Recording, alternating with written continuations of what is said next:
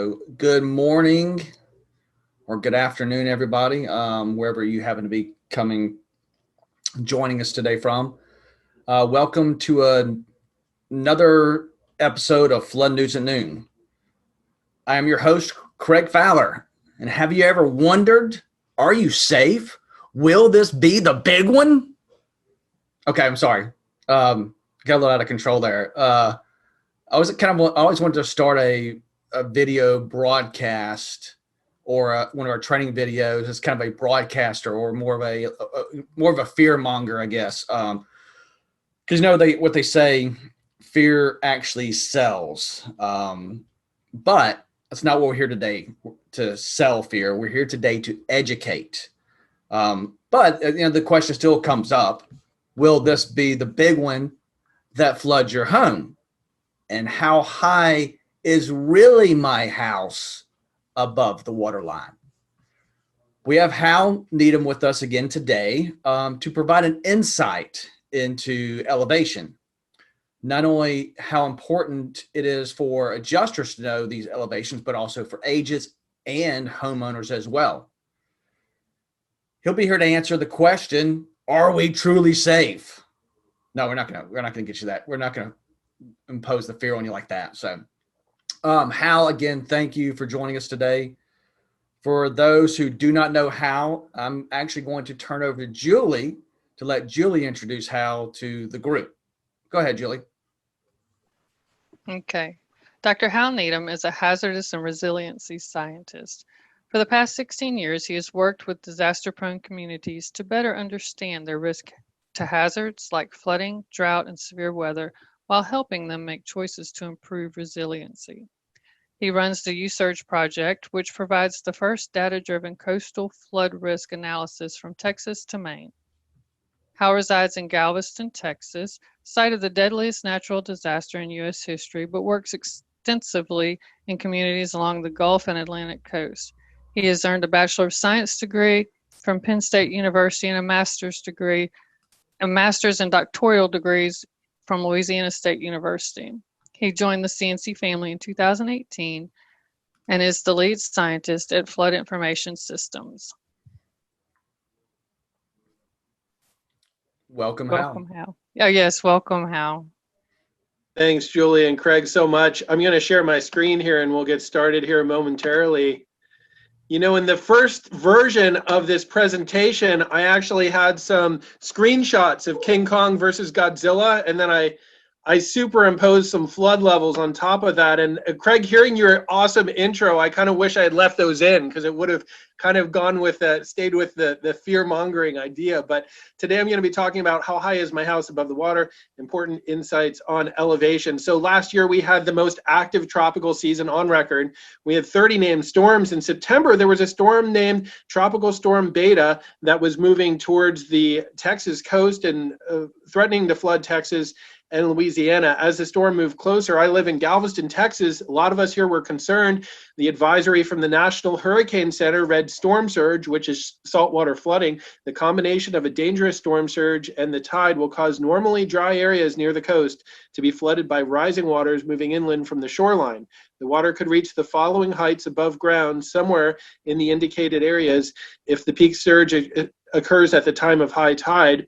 And it mentioned several locations really from San Luis Pass to Sabine Pass, including Galveston and Galveston Bay, 3 to 5 feet of potential storm surge inundation. So really, as that was happening, imagine that you're a homeowner here in Galveston. They're forecasting 3 to 5 feet of saltwater flooding. And imagine you're a homeowner, you're concerned about that, you live near the water, and you run inside and you go to your file cabinet and you pull out an elevation certificate. This is an official survey from a licensed surveyor, engineer, or architect in most states, and you find that your elevation is 6 feet. Remember, the flood was forecast 3 to 5 feet. You find on your elevation certificate that you're elevated 6 feet. So you think, this is really good news. I'm at 6 feet. The flood is forecast no higher than 5 feet. So my perception is that I'm going to be dry. I have nothing to worry about. I can leave that box of precious family photos right on the ground floor because I'm not going to flood. But then in the morning you wake up, you come downstairs and there's 6 inches of muddy water all over your floor, and you've lost that box of precious family photos, and all those cool pictures of you with your 80s hair are gone forever. Why did it happen? Well, there was an error. I guess these meteorologists are wrong again. They're always miss the forecast, and now I've lost a lot of my precious materials. Well, today we're going to be talking about this in Flood News at Noon. How high is my house above the water? Important insights on elevation. We're going to be talking about why sometimes there's miscommunication with flood levels and elevation, and what you can do to kind of clear up those false perceptions. My name is Dr. Hal Needham. I'm a climate data and natural hazard scientist with CNC. I live in Galveston, Texas. I'm working out of the office in Mobile, Alabama. There's my phone number and my email. You can contact me anytime if you have questions related to flooding or climate science or hurricanes or anything like that. You can also check out the USurge project. That's the U.S. Storm Surge Database. So this is a database of all the coastal floods that have happened since the mid-1800s. That's a project I've been running for more than a decade now, and I'd love to interact with you about that as well. So the goals of today's presentation are really 3 things. We're going to learn about sources of miscommunication related to building elevations and flood forecasting. Secondly, we're going to learn about different kinds of datums used to measure elevation and forecast floods. And the third thing, we're going to learn how to properly interpret elevation data to better understand flood risk. So let's go back with our homeowner here in Galveston, Texas. So we have this tropical storm in September 2020 moving towards the coast. Our homeowner, they know they're near the water, but they're also elevated above the water. And they go in, they find this survey. So when they bought their home, they got an elevation certificate from a licensed surveyor. And clearly it says their elevation is 6 feet, right? So they know that they're 6 feet. And they think they're 6 feet above mean sea level, right? This is where they first went wrong. They are not above mean sea level. So they are measured at 6 feet elevation, but they're not above mean sea level. They're above something called a vertical datum. You'll see this on your elevation certificates. This particular vertical datum is measured above NAVD 88. It's the North American vertical datum of 1988. It's a very common vertical datum that we see on these certificates. So let's talk a little bit about these datums. What are they? A datum is simply a horizontal line above which elevations are measured. So we measure elevations vertically, but we start with a baseline that's a horizontal line, and that's a datum. There are 2 types of datums. We have tidal datums and a datum called geodetic. So let's start with tidal because it'll be a little more intuitive. There are 3 main types of tidal datums. So the first is called mean higher high water. Basically, this is high tide.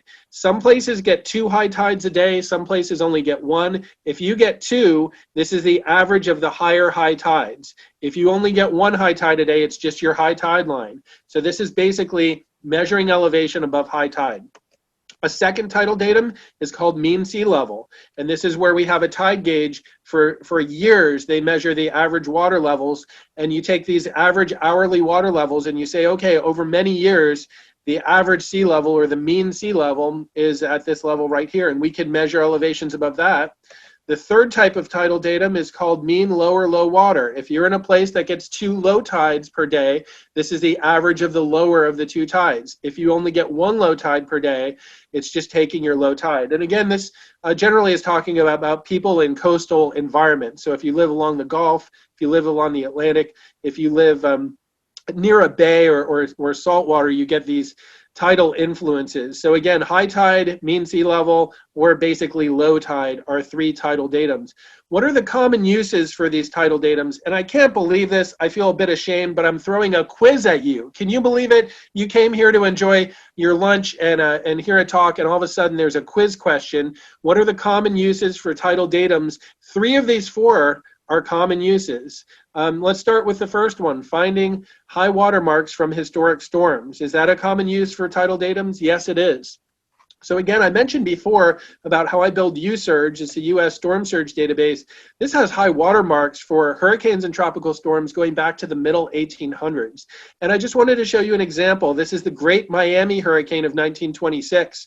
If you've spent time in South Florida, it's been a long time since they had a big storm surge inundate a lot of South Florida, but here's a picture in 1926 of the tops of palm trees sticking out in Miami. It's a very dangerous area. The monthly weather review talks about the Great Miami Hurricane of 26. It says the tide ranged from 7.5 feet along the northern part of Miami waterfront to 11.7 feet along the lower waterfront south of Miami River. The highest tide occurred in the lower and wider part of Biscayne Bay. Read this next part. All heights given are above mean low water.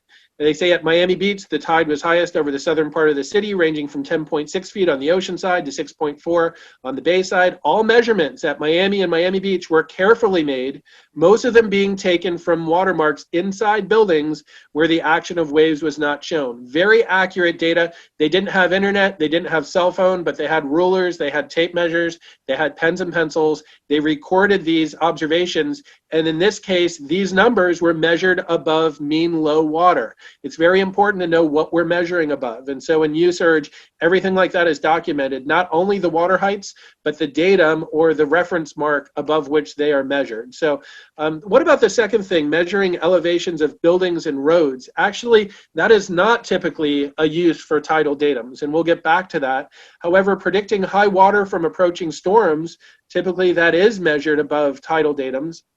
And the last one, planning coastal landscape projects, including beach nourishment, habitat design, dune restoration. Often in those types of projects, they're referencing high tide lines or basically high water marks getting up to where the high tide reaches. So those are 4 different types of projects or approaches. 3 of the 4 reference tidal datums, but what about elevations of buildings and roads? If they don't use tidal datums, what do they use?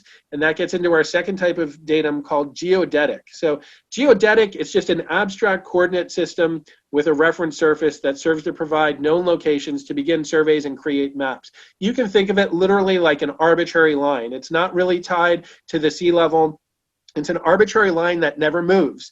Keep in mind the sea levels are always changing from one year to the next, even from one day to the next.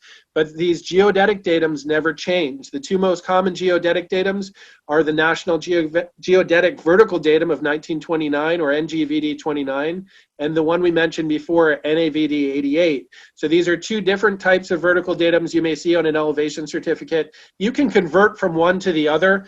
You can go on the web to a program called VertCon. You can enter a location, you can enter one of those geodetic datums and it'll convert to the other one. So that's pretty uncommon that we're converting from one geodetic datum to the other. More likely we're trying to tie this in with flood levels. And let's go back to our house. Again, we know that this house was measured at 6 feet. And again, this is not above mean sea level. When I travel the Gulf Coast, especially I go into coastal communities, everybody thinks their elevation is above mean sea level, and it is not. It's again above this geodetic datum called NAVD 88. Just as a reference though, this the picture I showed here, this is very general schematic that's just meant to simplify. This house is not really elevated on pier and beam. It's what we call slab on grade. The house is right on the ground. I did that to simplify. However, when FEMA gives different flood zones. So most of the houses and buildings that are in a FEMA flood zone are often in an A zone or an AE zone, but there's a flood zone called a V zone. It stands for velocity zone. These are usually thinner zones adjacent to salt water. If you're right up against a bay or against the Gulf of Mexico or something like that, if you're really adjacent to salt water, there's a good chance you may be in a V zone or a velocity zone. And in those cases, it's a little bit different. This is a schematic of how FEMA measures what the first floor is. So in many cases, if you're in an A zone, we use C2A.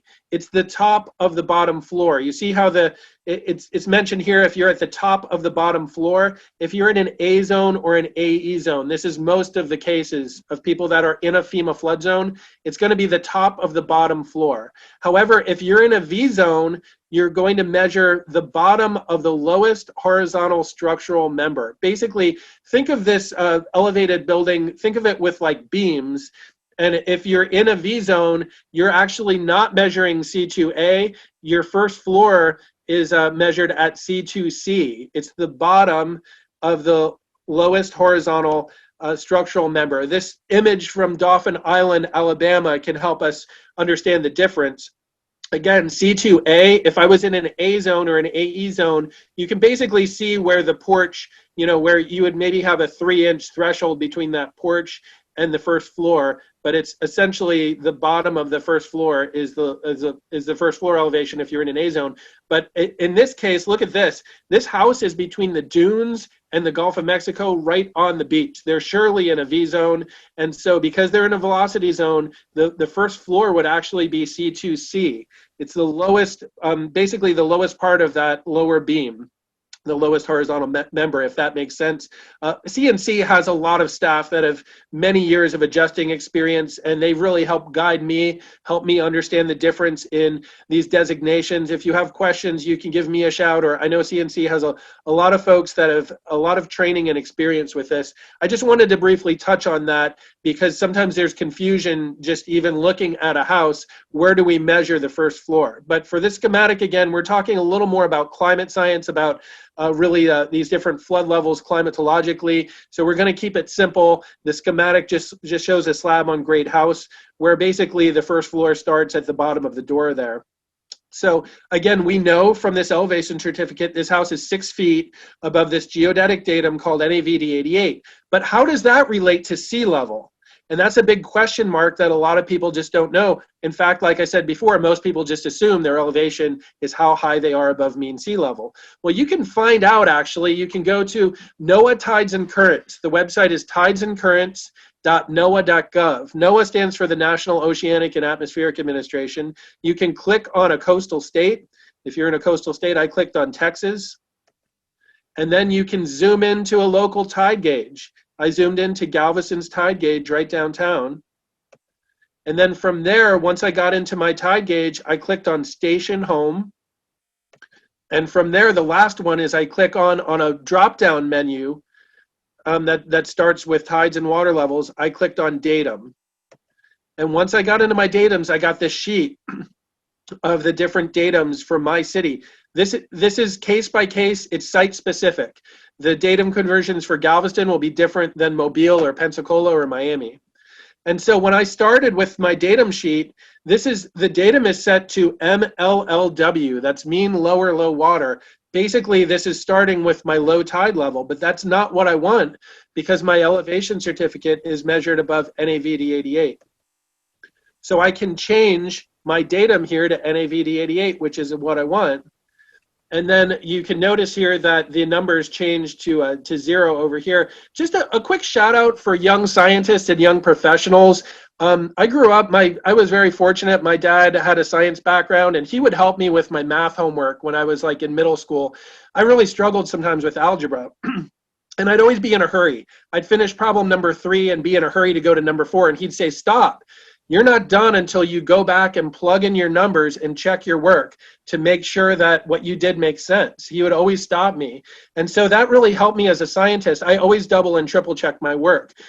Just a note for young professionals, young scientists, when you get into these web tools that let you change settings, I see so many people in a hurry. They're just clicking buttons and in such a hurry. You always want to stop and verify what you're doing is accurate. When I change this datum here to NAVD88, I then look over here and that should be set to 0.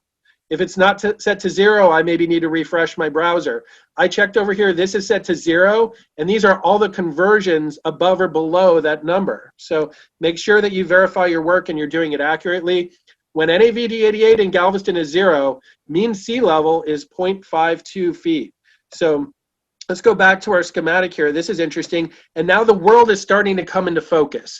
I know my house is 6 feet above this datum, but check this out. Mean sea level is not at 0. Mean sea level is at 0.52 feet, or about 6 inches higher than that datum. This gets interesting. We were talking about a specific flood event for last year. This was Tropical Storm Beta moving to the Texas coast. And look at this language again from the Hurricane Center. They're giving heights above normally dry areas. And then down here, they say the water could reach the following heights above ground, somewhere in the indicated areas if the peak surge occurs at the time of high tide. They're giving me clues to say, when they say above normally dry ground, they're talking about basically the high tide level, the mean higher high water.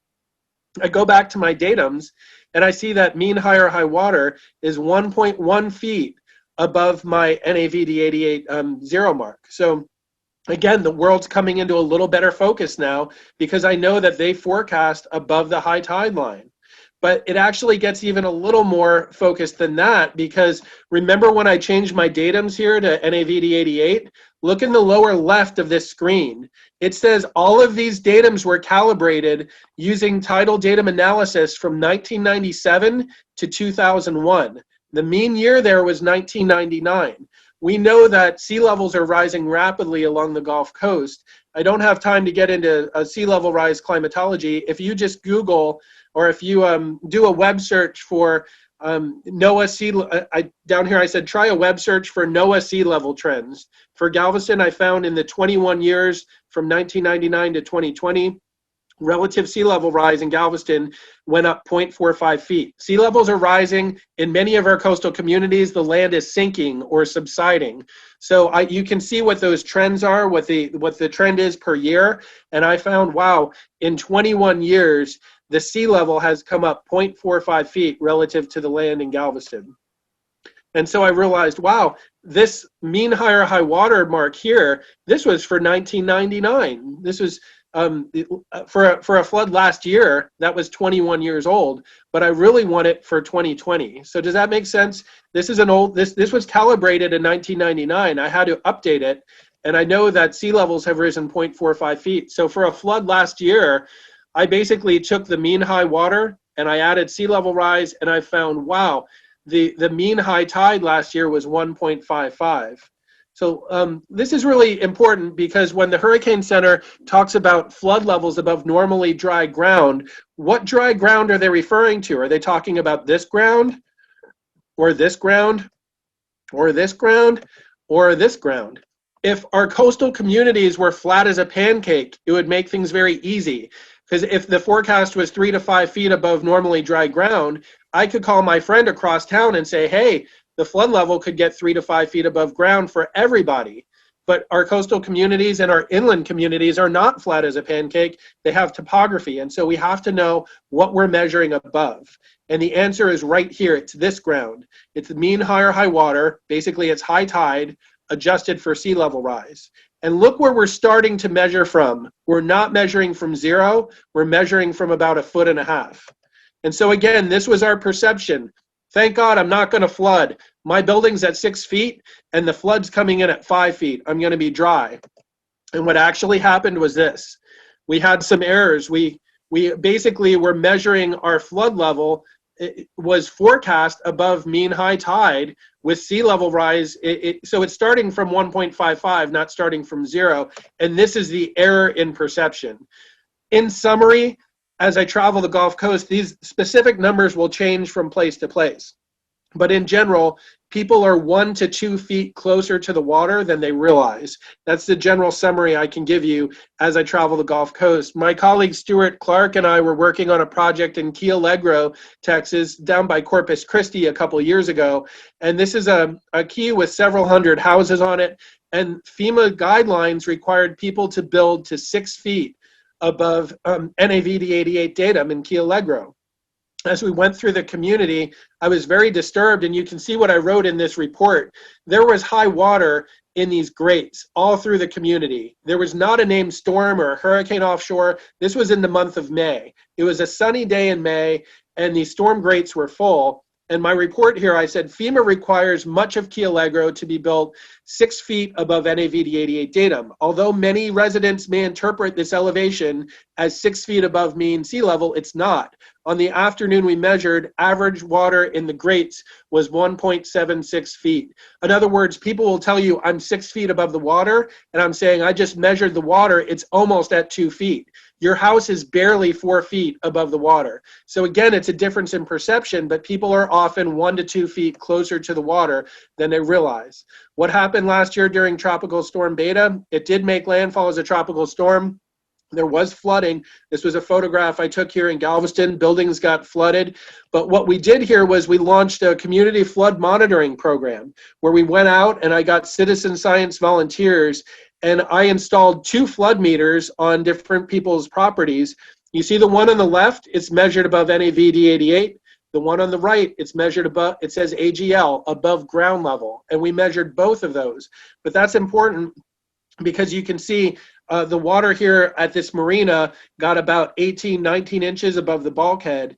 But calibrated above this datum that's on people's elevation certificates, that was around 66 to 67 inches. The beauty of measuring everything in the same system, if a next door neighbor evacuated and their elevation certificate says they're 76 inches above NAVD88, they know they're dry because everything's been converted to that same NAVD88 datum. So we're planning to do more of this year. We had a lot of great citizen scientists last year. This is Jim and Pat Egler from Sea Isle, Texas. They were taking observations for me every 3 hours. I asked them, please send me a picture every 3 hours if you can. They sent me a picture at noon, 3 p.m., 6 p.m., 9 p.m. And then I was surprised to hear my phone go off at midnight. They took me a picture at midnight, 3 a.m., sent me a picture. And it was their 47th wedding anniversary. I was like, y'all, get some sleep, have some fun, have a dessert. And they said, no, this is really cool. We're excited about this. They scuba dive and do all kinds of crazy stuff. And they said, this is awesome. We can't wait to really make these measurements. It's going to help out our community. So we had some great citizen science observers. You can see the flood meter here behind them. If you would like to be a citizen science observer or know other people that would in any flood prone communities, please talk to us. We'd love to get out and put more of these flood meters out this next year. We actually took those data that Jim and Pat Egler recorded and used that to create a real-time inundation map. Everything in blue here was flooded. Everything in yellow and green was dry. And we could do this because we put a flood meter on their house and we were calibrating this. We had, I think, 4 or 5 houses measuring high water. So pretty cool stuff. But again, everything is converted to the same datum. This is a photograph in downtown Galveston. I put, again, 2 of these flood meters. One measures above the geodetic datum and the other's just measuring above ground. So again, I like to get out. I was out in many of the hurricanes and tropical storms last year. I was there on the scene. Tropical Storm Cristobal, Hurricane Hannah, Hurricane Laura, vicious hurricane in August last year. I was several times in the field. Also Hurricane Sally that affected many of our friends in Alabama and Florida.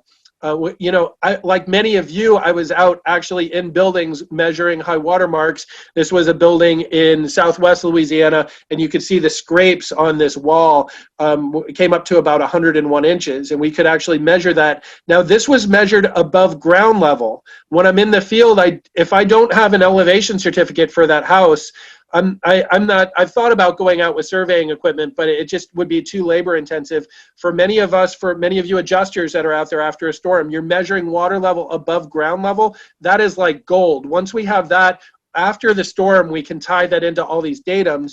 And what we can do is we can take these observations. CNC has really invested a lot in the flood information systems project where we can actually look at a flood in the future or in the past, and we can actually map out and estimate how much water was in each building. It's an exciting project. This is not only, you know, when you're out there as an adjuster and you're making these measurements, you're not only helping the homeowner get their claim quicker and helping them get back on their feet, you're actually helping expand the flood science and helping communities better predict what areas are most at risk for present and future flooding. So you're really helping advance the science. And again, just measuring water level above ground, we can go back afterwards and tie it into all these datums, if that makes sense. This is important stuff because hurricane season is right around the corner. It feels like it just ended, and here we are almost in May.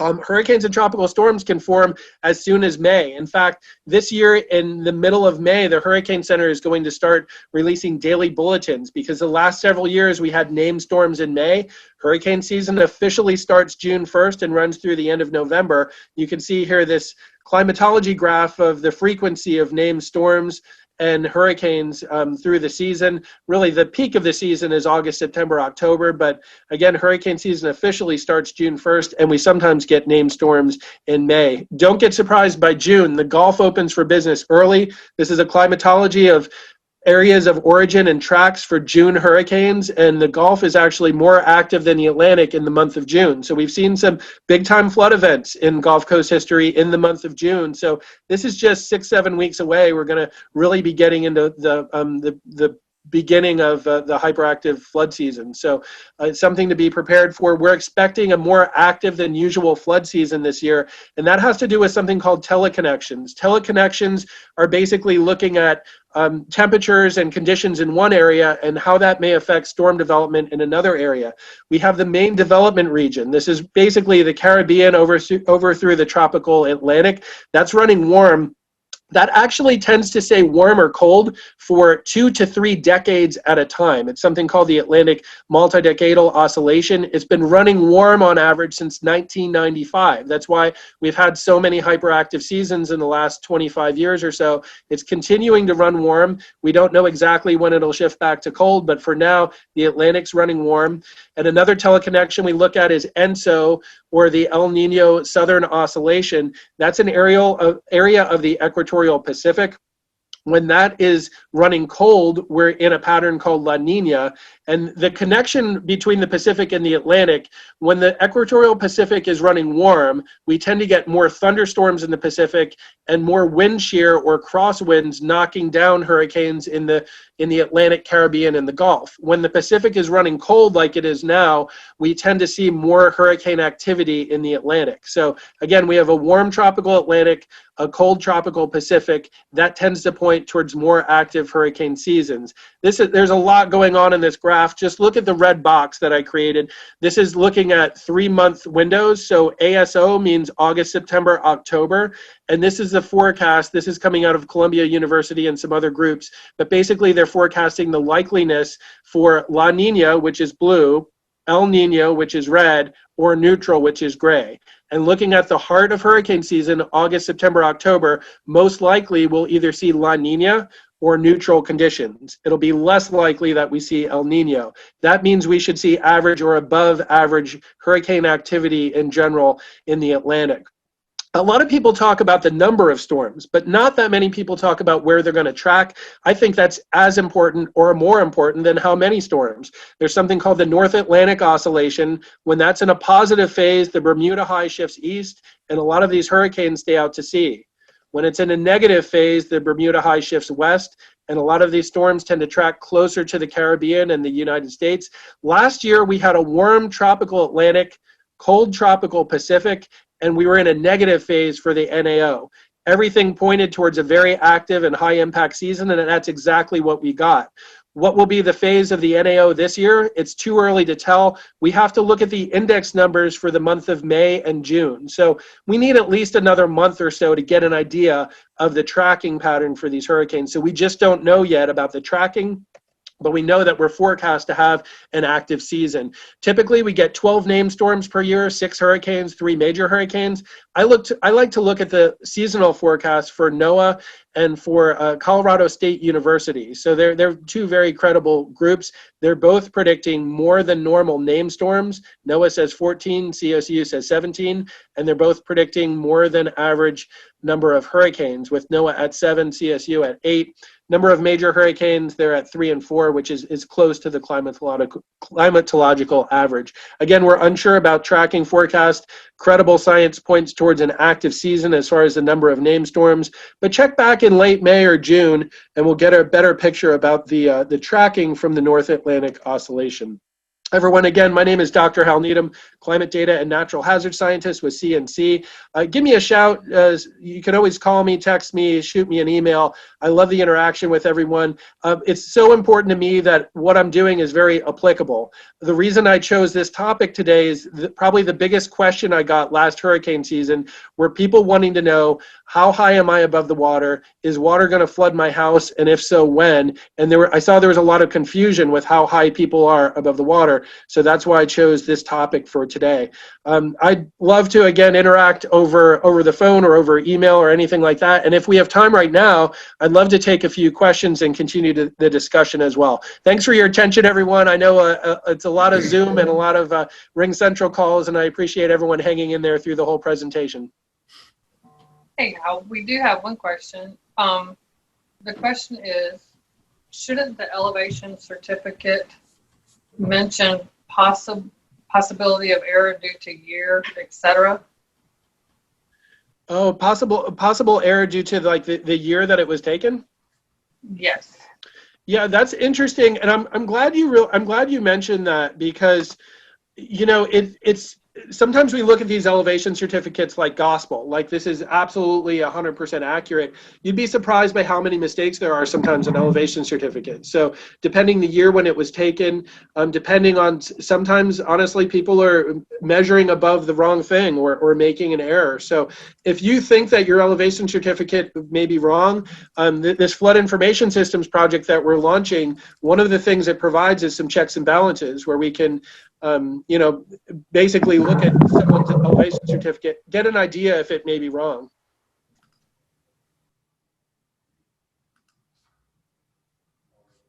That was the only question I have in the box. Hold on. Wait, there's one more. Many communities require homes to be built 1 to 2 feet above FEMA's base flood elevation. Have you heard of any communities talk about higher freeboards to account for outdated datum or sea level rise? Oh, that is a great question. And what they're talking about is something called freeboard. So, for example, FEMA's regulations may require new construction in your community to be built, say, 10 feet above the datum. But a local ordinance can put in required freeboard. So if you have 2 feet of freeboard, basically the local community says, we're going to add 2 additional feet on top of FEMA's regulations. How is that determined? That's where we like to partner with local communities and know their flood history. In some communities, if you would build to FEMA's flood guidelines, you would have already flooded maybe 3 or 4 times in history. So usually we want those to be informed decisions when communities are making ordinances. We love to partner with communities. We love to get grants. We love to help communities really make a sensible decision, that they're not just pulling a number out of the air, but they're really understanding their flood history and making an informed decision. But that's called freeboard, and we can have local ordinances that add additional elevation on top of FEMA's requirements. Okay. That is all I have in the chat box for now. I'm going to turn it over to Craig and just want to say thank you all for joining us. So basically how we need to be running for the hills. That's it. You got it. Yeah, that's all. That's what I gathered. I mean, water's going to be, but it's probably not there. So just run to the mountains as fast as you can. Just sell all your waterfront property and run. So, what's been interesting to me is to see how many people are making decisions as the storm's offshore, and it makes sense. You get people with a second home by the water, or maybe they're traveling and they're not home and they're wondering. Usually we have some preparations before a storm, even though we want to be prepared before the storm season. Nonetheless, if a storm were to hit your house tomorrow, there may be some things you would do, and so often people are making decisions. Do I want to drive a couple hours to pull all my stuff out of my garage, and so it's often at the decision-making level. But I found, we can't stop these storms from coming, but the better informed we are, the better we're adjusting everything to reality. It helps us understand likeliness of flooding, I think, a little better. Absolutely. And how just always love to listen to your presentation and basically hear your passion for flood to present this information to us. It's not just something that you are reading from a document or just getting, from a news broadcast, whatever, you can tell that there's a passion for it. And so what I really like to hear is that passion. I always like to hear you have these discussions. So I get to listen to your presentation. So again, thank you for your time and, the insights into elevations, the title datums, and really, I guess, a better understanding that most of the homes, most of the policyholders are closer to floodwaters than they actually realize, which means basically more flood damage to homes than they think. Most people think they're at a harm's way. And for an adjuster, that just, we need to be continuously preparing for that next event, because we never know when that's going to happen. Even if you see a area that might be affected that has a bunch of elevated homes, there's still a good chance those homes are going to get some type of flooding based on just the information that you've been sharing with us, and really appreciate your time and doing that. Thanks, Craig.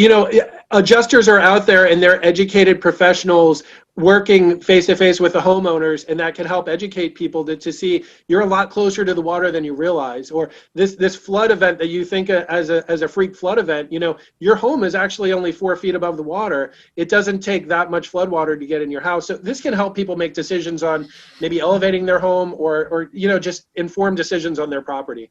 Thanks again for the invite today. It's always a pleasure, and I've learned so much from the other presenters as well. Just thanks for putting on this series. It's been awesome.